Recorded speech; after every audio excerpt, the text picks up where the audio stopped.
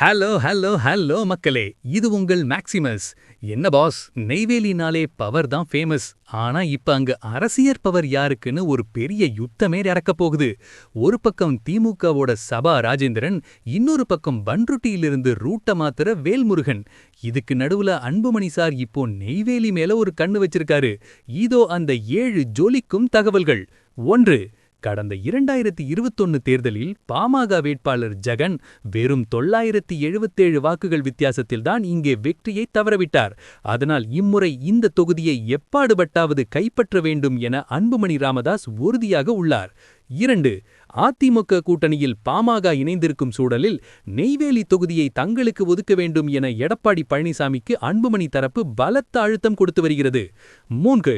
ராமதாஸ் தரப்பில் கடந்த முறை போட்டியிட்ட ஜெகனுக்கே மீண்டும் வாய்ப்பு தரலாம் என நினைக்கிறார்கள்.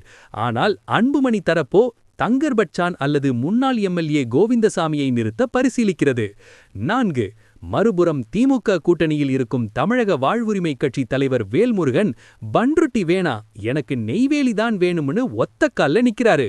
5. வேல்முருகனின் தம்பி ஏற்கனவே நெய்வேலியில் தேர்தல் பணிகளை தொடங்கிவிட்டாராம்.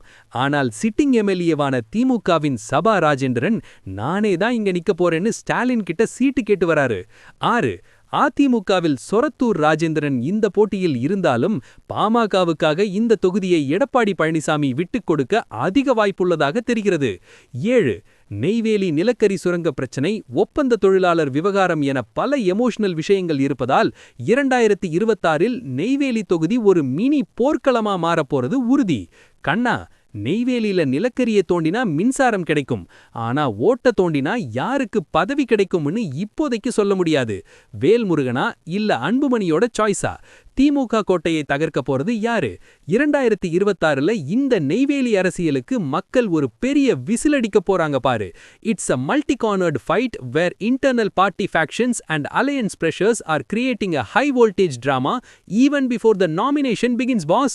நெய்வேலியில வேல்முருகன் நிக்கிறது சரியா? இல்ல பாமகவுக்கு தான் அந்த தொகுதி போகுமா? உங்களோட ஃபேவரட் வேட்பாளர் யாரு? எல்லா எக்ஸ்க்ளூசிவ் பொலிட்டிக்கல் அப்டேட்ஸுக்கும் stay tuned with பிராண்டி செய்திகள். Stay tuned. உண்மையை லவுடா சொல்வோம், குயிக்கா சொல்வோம். This is Maximus signing off. Keep watching. Bye bye.